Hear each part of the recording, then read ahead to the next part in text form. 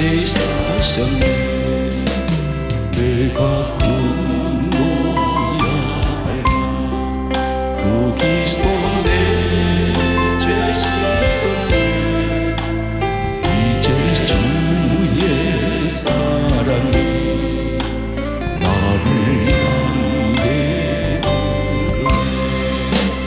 호산나 호산나 주님 강한 노래야. 호산나 호산나 예수 다시 사셨네. 깊은 강에 서주라 나를 일으키셨도다. 구원의 노래 부르리 예수 자유 주사.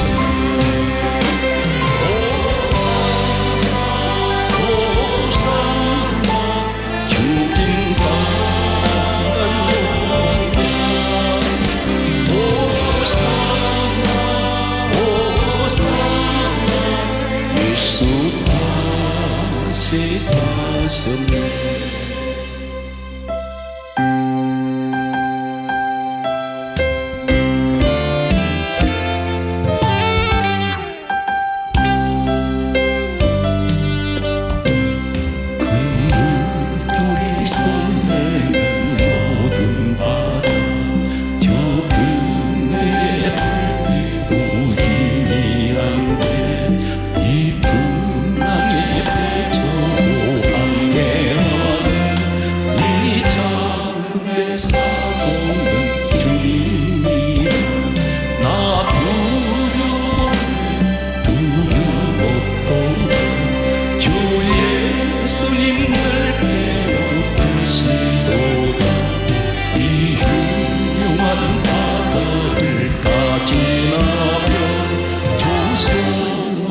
나라에 이르리 큰 풍랑이 이래를 위협하며 저 깊은 물이 불려 달려들어 이 바다에 놓쳐 항해하는 이 작은 배 사고는 주님이라.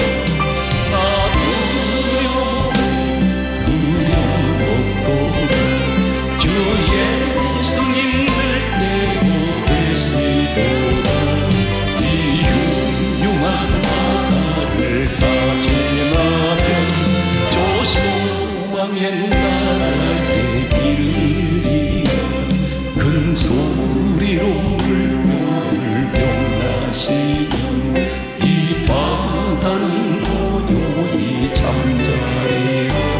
저 동력이 환하게 밝아올 때 나 주와 함께 이 바다 건너가리. 나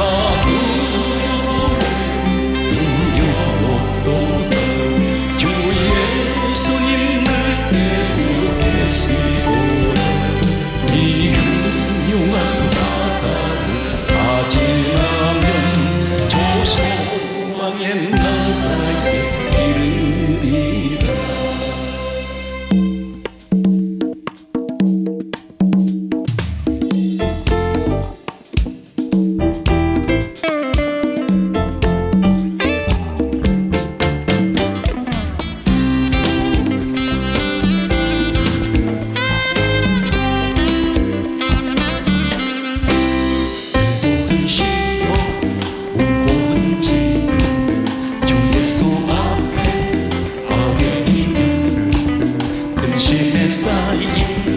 날 돌아보사 내 근심 모두 맡으시네.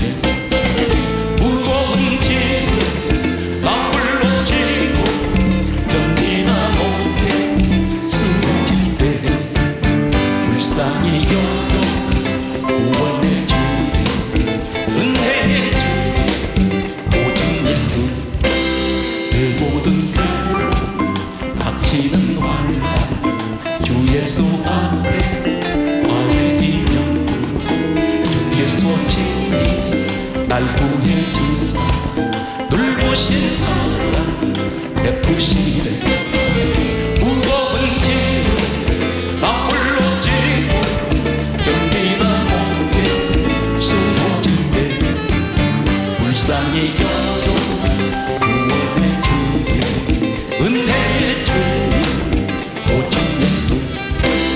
내 짐이 점점 무거워질 때 주 예수 앞에 아뢰이면 주께서 친히 날 구해주사 내 대신 짐을 져주시네. 무거운 짐을 나 홀로 지고 견디다 못해 쏟아질 때 불쌍히 여겨 구원의 주 은혜의 주님 오직 예수.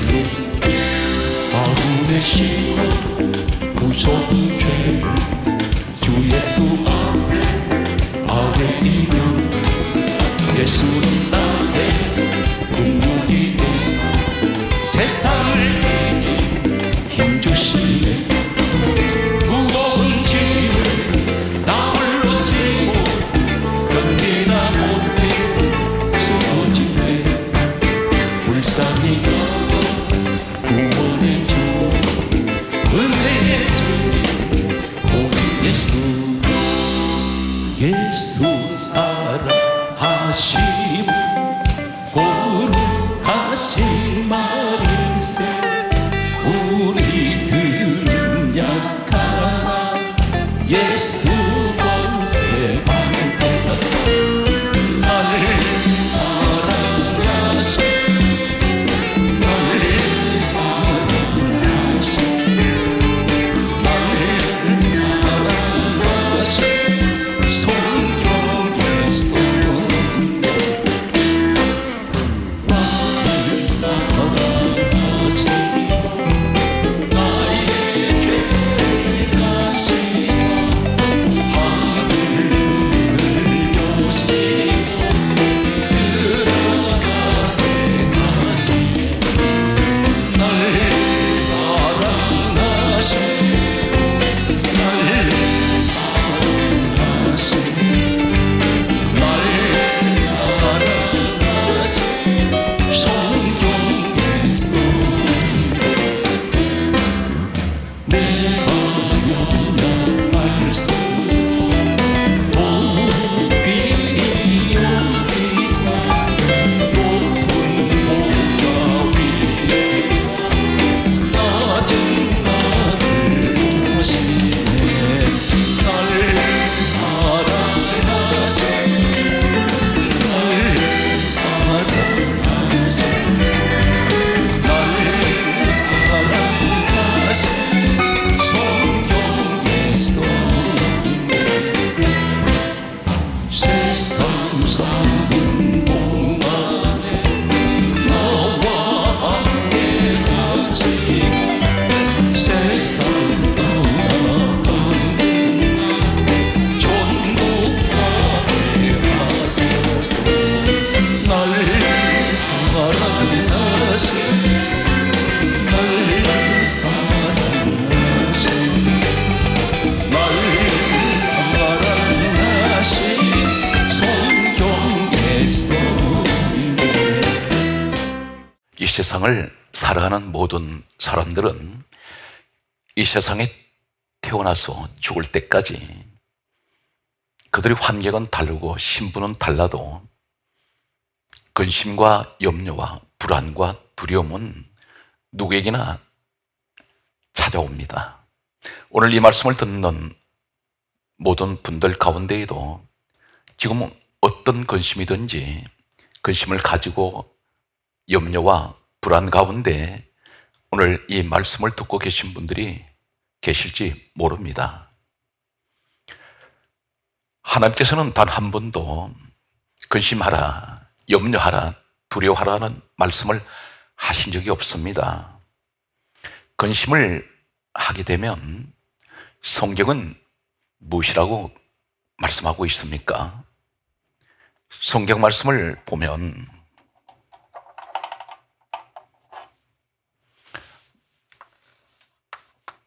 잠언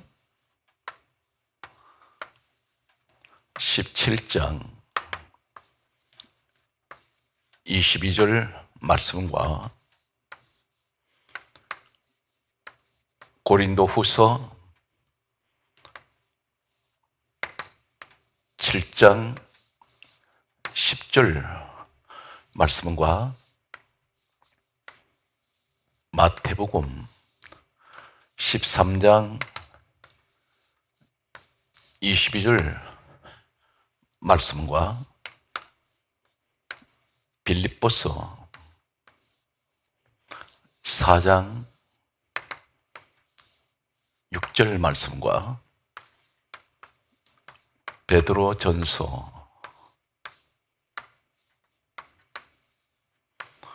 5장 7절 말씀과 요한복음 14장 27절 말씀이 있습니다. 요한복음 16장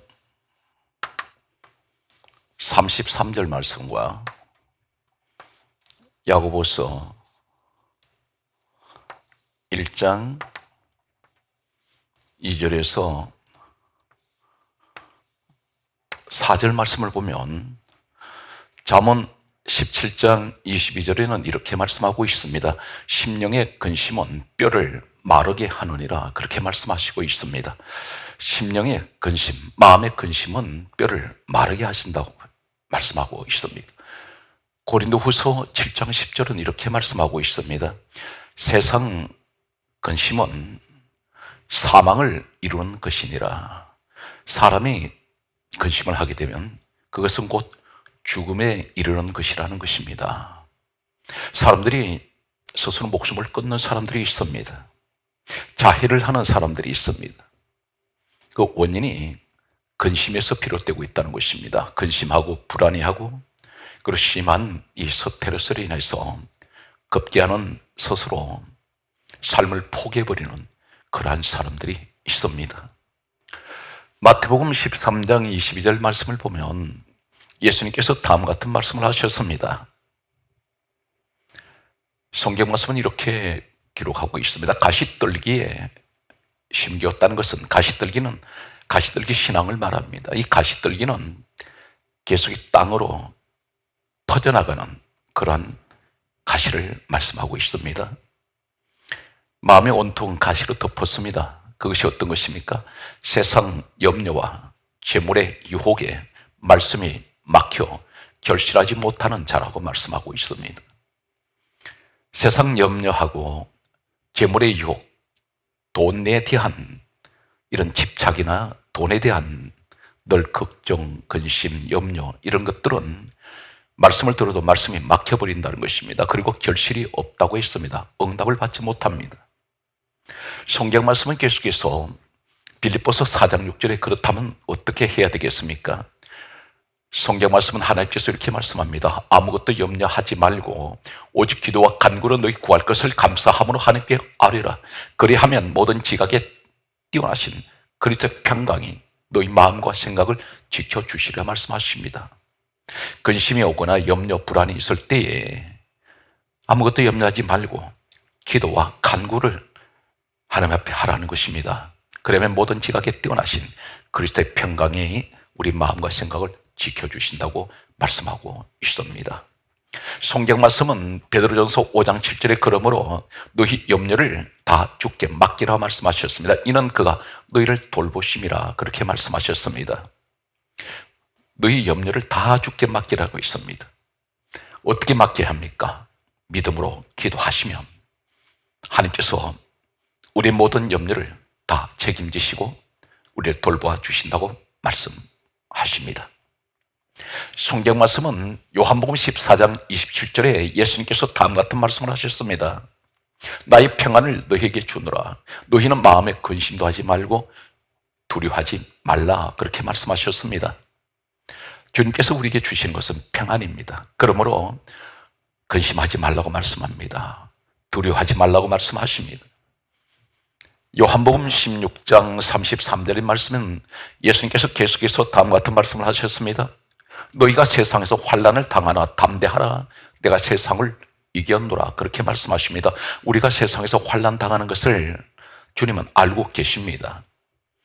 그러나 담대하라고 말씀하십니다. 왜 그렇습니까? 우리의 대장 되시는, 만왕의 왕 되시는 예수님께서 모든 것을 이기셨다고 말씀하십니다. 그러므로 야고보서 1장 2절에서 4절에 다음과 같은 말씀을 하십니다. 형제들아, 너희가 여러 가지 시험을 만나거든 온전히 기쁘게 여기라. 이는 너희 믿음의 시련이 인내를 만들어내는 줄 알미라. 인내를 온전히 이루라. 이는 너희로 온전하고 구비하여 조금도 부족함이 없게 하려 하심이라. 그렇게 말씀하셨습니다. 여러 가지 시험을 만나거든 기쁘게 여기라고 말씀하십니다. 이것이 믿음의 시련이라는 것입니다. 너희를 온전하게 하시고 구비하게 하시기 위해서 이렇게 내려온 이 시련이, 믿음의 시련이 우리에게 다가올 수 있다는 것입니다. 그런데 오랫동안 교회를 다니셨는데 믿어지지가 않습니다. 작은 근심만 생겨도 이것을 떨쳐버리지 못합니다. 오늘 이렇게 산업지성 말씀하시는 이 말씀을 믿는다고 말합니다. 그런데 막상 문제가 생기고 근심이 생기면, 염려가 들어올 때에 항상 이 근심에 잡혀서 마음이 편치를 않습니다. 늘 두려워하고 불안해합니다. 왜 그렇습니까? 믿음이 확신이 없기 때문입니다. 믿음이 확신이 없기 때문에 작은 문제 하나 생겨도 근심하게 됩니다. 그리고 늘 염려합니다. 오늘 저는 이 한 해를 또 보내면서 이 믿음의 확신이 없는 우리 신앙생활에서 어떻게 하면 확신을 가질 수가 있겠습니까? 그것은 무조건 믿어라 하면 믿습니다 하는데 막상 마음으로는 믿어지지 않는 것이 현실입니다. 하나님에 대한 확신이 없기 때문입니다. 그렇다면 어떻게 하면 확신을 가질 수가 있겠습니까? 이 사실에 관해서 분명한 확신을 가질 수 있는 근거를 제시해야 합니다. 무조건 믿으라는 것은 맹신입니다. 믿음에 어떤 뿌리가 없기 때문에 작은 문제 하나도 우리는 감당하지 못하고 염려하고 불안해합니다. 오늘 이 시간, 이 한 해를 우리가 보내면서 이제 신년 새해는 확실한 믿음의 확신을 가지고 어떤 어려움이 있더라도 이 확신 하나를 가지고 우리는 신년 새해는 반드시 믿음에서 성공자가 되는, 승리하는 이제 신년 새해가 되어야 하겠습니다. 성경 말씀을 여러분에게 소개합니다. 이제 소개하는 이 내용을 잘 들으시고 역사가 기록하고 있는, 인류는 역사를 보아야 합니다. 그것은 곧 기록된 역사의 문서가 확실한 증거가 됩니다. 오늘 이 시간 우리 하나님 살아계실까? 아니면 우리 예수님은 정말 하나님의 아들이신가? 천국 지옥은 있는 것인가? 이러한 여러 가지 성경에서 말씀하시는 이 말씀이 확신으로 다가오는 오늘 대단히 중요한 귀한 시간이 되시기를 바랍니다. 성경 말씀을 보면 빌립보서 2장 6절 말씀과 골로새서 1장 16절 그리고 1장 18절에 근본,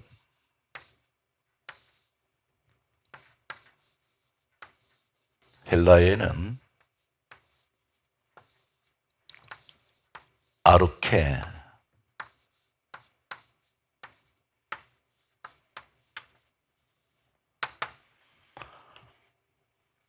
그리고 요한복음 1장 1절에 태초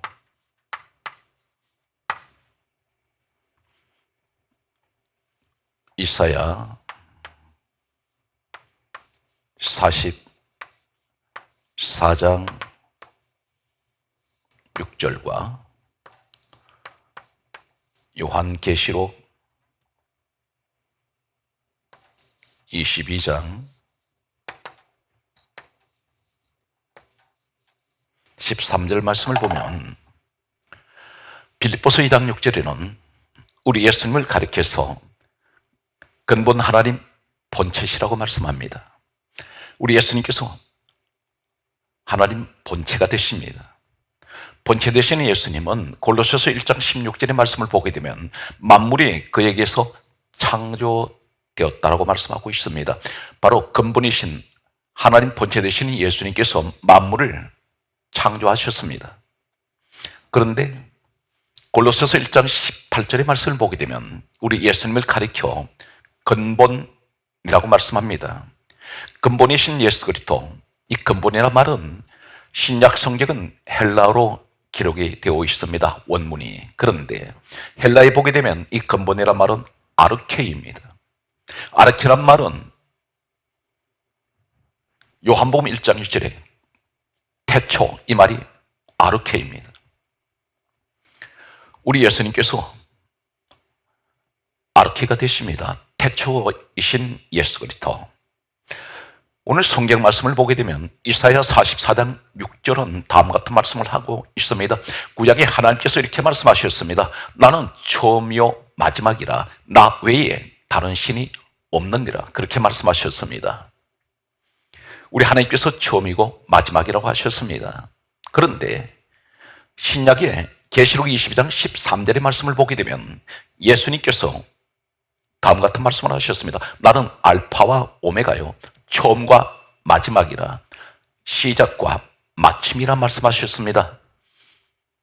구약 성경의 이사야 44장 6절에 말씀하시는 하나님께서 나는 처음이요 마지막이라 나 외에 다른 신이 없느니라 이렇게 말씀하신 하나님께서 신약에 와서는 예수님께서 계시록 22장 13절에 나는 알파와 오메가 처음과 마지막 것 그리고 처음과 마지막이라 그리고 시작과 마침이 된다고 말씀하셨습니다.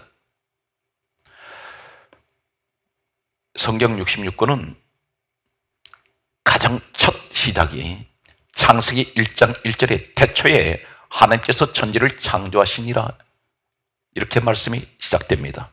성경의 첫 시작이 태초에 이 말씀은 헬라에 보게 되면 아르케입니다. 그런데 성경 말씀을 보면 성경 마지막 계시록 22장 20절에서 21절 말씀을 보면 성경 마지막이 아멘 주 예수여 오시옵소서. 전 성경은 시작이 태초에서 계시록 22장 20절에서 21절 마지막 성경 끝이 무엇입니까? 아멘 주 예수 오시옵소서. 태초 헬라의 아르케 그분이 근본이신 예수 그리스도입니다. 성경은 무엇을 말씀합니까? 시작이 예수 그리스도를 말씀하신 태초에서 시작하여 성경 마지막이 아멘 주 예수여 오시옵소서. 예수로 시작하여 예수로 마쳐집니다. 이 성경 66권 속에는 온 천지 우주 만물의 모든 천지 창조와 모든 것들이 다 이 성경 속에 있습니다. 이 모든 것을 주관하신 분 누구신가요? 바로 우리 예수님이시라는 것입니다. 그분이 곧 온 우주 만물의 주인 되시는 예수 그리스도 우리의 구주가 되십니다. 오늘 성경 말씀을 계속해서 보게 되면 이제 성경 말씀을 우리가 좀 더 살펴보면 창세기 1장 1절, 2절, 3절 말씀을 보게 되면 빛이 있습니다. 그리고 창세기 1장 14절에서 16절 말씀을 보면 창세기 1장 1절에 태초에 하나님이 천지를 창조하시니라 그렇게 말씀하시면서 2절 말씀은 이렇게 기록하고 있습니다. 땅이 혼돈하고 공허하며 흑암이 깊음 위에 있고 하나님의 영은 수면에 운행하시니라 이렇게 기록하고 있습니다. 땅이 혼돈하고 공허하며 흑암이 깊음 위에 있습니다. 그런데 3절 말씀을 보게 되면 빛이 땅이 혼돈하고 공허하며 흑암이 깊음 위에 있는 이곳에 빛이 들어왔습니다. 이 빛은 태양빛도 아니고 달빛도 아니고 별빛도 아닙니다. 창세기 1장 14절에서 16절의 말씀을 보게 되면 천지 창조를 하실 때 넷째 날 해와 달과 별을 하나님께서 만드셨습니다. 그렇다면 이 빛은 태양빛이 아닙니다. 달빛도 아닙니다. 별빛도 아닙니다. 전 성경은 무엇을 말씀하고 있습니까? 요한복음 5장 39절과 46절, 누가복음 24장 27절 그리고 44절 말씀에 보면 요한복음 5장 39절은 이렇게 말씀하고 있습니다. 이 성경은 내게 대하여 증언하는 것이다. 예수님께서 말씀하셨습니다. 이 창세기는 모세가 기록을 했습니다. 요한복음 5장 46절에 예수님께서 이렇게 말씀하셨습니다. 모세는 내게 대하여 기록하였습니다. 예수 그리스도를 말씀하고 있습니다. 땅이 혼돈하고 공하며 흑암이 깊음 위에 있습니다. 예수님께서 이 땅에 오실 때에 어떤 모습인가요? 성경 말씀을 보게 되면 마태복음 4장 16절에 흑암에 앉은 백성들이 큰 빛을 보았고 사망과 그늘에 앉은 자들에게 큰 빛이 비추었다 했습니다. 흑암, 사망, 그늘에 앉아있는 자들에게 큰 빛이 비추었습니다. 오늘 이 빛은 요한복음 12장 46절에 예수님께서 말씀합니다. 나는 세상의 빛으로 왔나니 바로 땅이 혼돈하고 공허하며 흑암의 깊음에 있는 이곳에 빛이 들어왔습니다. 빛이 찾아왔습니다. 바로 이 말씀이 우리 빛 되시는 예수께서 흑암과 혼돈, 공허한 이 세상은 흑암의 세상입니다. 공허한 세상입니다. 혼란한 세상입니다. 무질서한 이 세상에 우리 예수님께서 죄악된 세상에 빛으로 오셨습니다. 오늘 우리는 성경 말씀을 보면서 과연 예수님께서 이 땅에 오셨는데 기독교를 비판하는 사람들 가운데에는 예수 그리스도를 어떤 전설의 이야기, 그런 인물로 이야기하는 사람이 있습니다. 그리고 가공의 인물같이 이야기를 하면서 또 어떤 사람들은 소설속의 이야기, 어떤 가상의 인물같이 그렇게 폄하하는 사람들이 있습니다. 우리 예수님만이 참 신이시고 하나님이십니다. 오늘 이 근거를 소개하겠습니다. 전 세계에 역사 속에 기록이 되고 있습니다. 또 유대 역사에도 기록이 되고 있습니다. 연대와 그리고 정확하게 예수님께서 이 땅에 오시기 전 약 1400년 전과 약 700년 전에 이미 예언하신 이 사실이 그대로 이루어지는 이 현장을 소개하겠습니다. 참고로 말씀드리면 성경은 66권을 기록한 기간은 약 1600년이란 기나긴 세월이 흘렀습니다. 그리고 그 기간 동안에 신학자들 사이에서는 다수의 몇 명이 기록했느냐에 대해서는 견해가 조금 차이가 있습니다. 넓게 보게 되면 약 30명에서 35명 사이에서 이야기들을 하고 있습니다. 이분들은 한결같이 각 시대에 다른 시대에 태어난 사람들입니다. 장수도 다르고 그들은 서로 만나본 적이 없습니다. 그런데 약 1600년 동안 기록된 이 내용을 보게 되면 한결같은 성경 전체는 하나의 주제를 가지고 있습니다.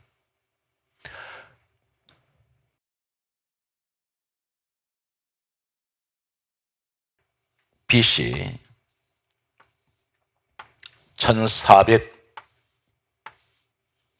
1450년에서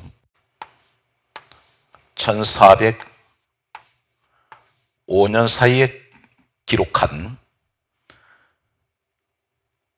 창세기를 소개합니다. 예수님께서 이 땅에 오시기 전 약 1400여 년 전에 모세라는 사람을 통해서 기록된 말씀이 있습니다. 사람은 아무리 현대 과학이 발달해도, 문명이 발달해도 사람은 단 몇 초 앞에 어떤 일이 일어날지 아무도 예측하지 못합니다. 그러나 우리 하나님께서는 이 땅에서 약 1400여 년 후에 예수님께서 이 땅에 오실 것을 이미 예언하셨고 지금 성경에 기록되어 있고 세계 역사 속에 기록이 되어 있습니다. 그 내용이 어떤 것입니까? 성경 말씀을 보면 창세기 49장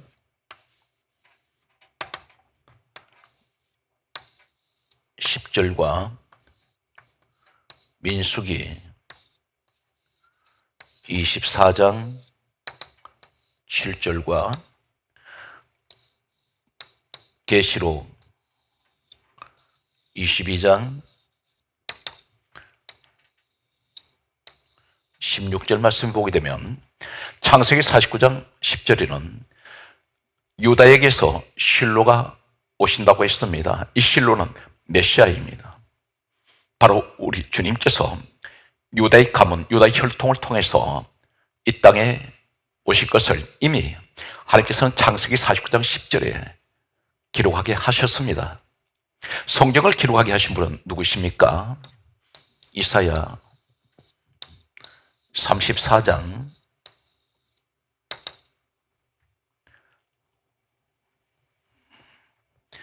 16절과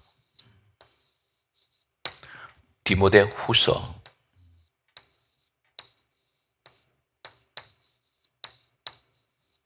3장 16절에는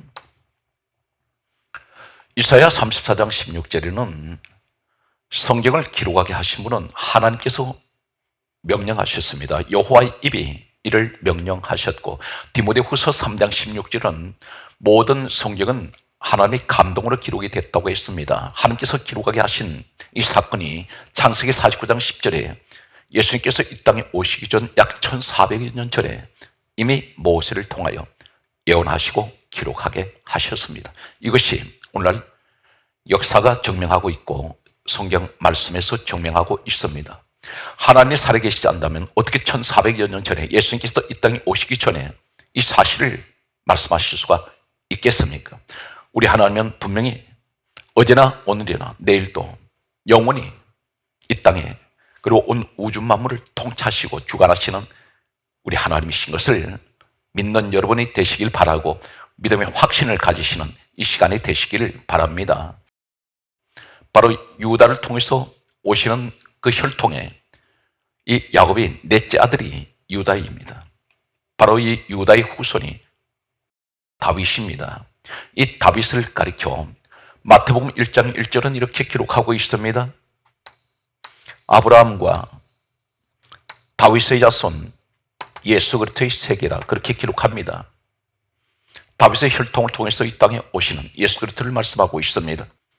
오늘 성경 말씀은 계속해서 보게 되면 그렇다면 1450년에서 1405년 사이에 예수님께서 오시는 이 사건을 기록하고 있고 다시 세월은 흘러서 BC 700년에서 681년 사이에 기록된 이사야 말씀이 있습니다. 이사야 7장 14절 말씀과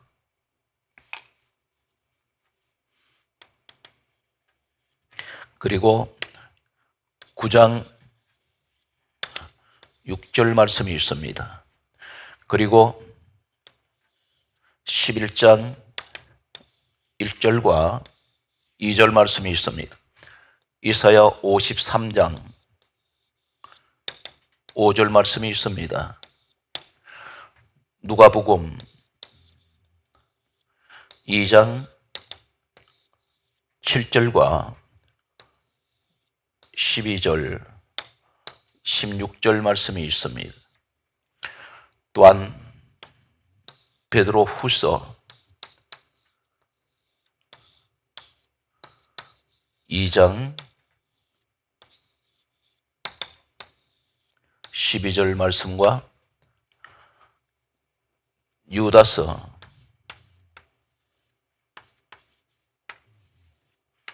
1장 10절 말씀과 시편 49편 12절 말씀이 있습니다. 예수님께서 오시기 전 BC 약 700년 전에 BC 700년에서 681년 사이에 기록된 이사야 7장 14절은 예수님께서 오시기 전에 기록된 이 내용은 보라 처녀가 잉태하여 아들을 낳을 것이요 그 이름을 임마누엘이라 하리라. 임마누엘, 하나님께서 우리 가운데 거하신다는 뜻입니다. 그런데 예수님 오셨을 때 마태복음 1장 23절은 보라 처녀가 잉태하여 아들을 낳을 것이요 그 이름을 임마누엘이라 하리라. 그 말씀이 그대로 이루어졌습니다. 이사야 9장 6절은 이렇게 말씀합니다. 한 아기가 우리에게서 낳고 한 아들을 우리에게 주신 바 되었는데 그의 어깨는 정사를 메었고 통치자라는 것입니다. 권세자이십니다. 세상 온 우주 만물을 통치하시는 분 예수 그리스도를 말씀하고 있습니다. 그러면서 5가지를 말씀하시면서 그 이름은 기묘자, 모사, 전능하신 하나님, 영존하시는 아버지, 평강의 왕 이렇게 말씀하고 있습니다. 기묘자, 원더풀, 모사, 카운셀러, 전능하신 하나님, 마이티 갓, 영존하신 아버지, 에버리스팅 파더, 평강의 왕, 프린스 오브 피스. 오늘 우리 이 땅에 오신 예수님을 영존하신 아버지, 평강의 왕, 전능하신 하나님이라고 말씀하고 있습니다. 오늘 이사야 11장 1절의 말씀을 보게 되면 이새의 줄기에서 한 싹이 나고 그 뿌리에서 한 가지가 나서 결실할 것이요 그렇게 말씀하십니다. 이사야 11장 2절은 또 이렇게 말씀하고 있습니다. 그 위에 여호와의 영, 지혜와 총명의 영, 모략과 재능의 영, 그리고 지식과 여호와를 경외하는 영이 그 위에 강림하신다고 했습니다. 우리 예수님께서 성령님과 함께 하시고 하나님의 영광이 늘 함께 하셨습니다. 이사야 53장 5절은 이렇게 말씀하고 있습니다. 그가 찔림은 우리의 허물을 인하며 그의 상함은 우리의 죄악을 인함이라. 그가 징계를 받음으로 우리가 평화를 누리고 그가 채찍에 맞음으로 나음을 입었도다 말씀합니다. 예수님께서 누가복음 2장 7절에는 구유에 오셨습니다. 구유는 모든 먹는 짐승들이 먹는 먹이통입니다. 말구유가 아니라 구유라고 말씀하고 있습니다. 마구간이 아닙니다. 누가복음 2장 7절과 12절 16절에는 구유라고 말씀합니다. 모든 짐승들이 먹는 먹이통, 그곳에 예수님이 누워 계십니다. 우리 예수님께서는 베드로서 2장 12절에 왜 짐승이 먹는 먹이통에 오셨을까요? 성경 말씀은 이렇게 기록합니다. 이성 없는 짐승 같다고 했습니다. 그 시대의 상황이. 유다서 1장 10절에도 이성 없는 짐승 같다 있습니다. 시편 49편 12절에는 성경이 이렇게 말씀하고 있습니다.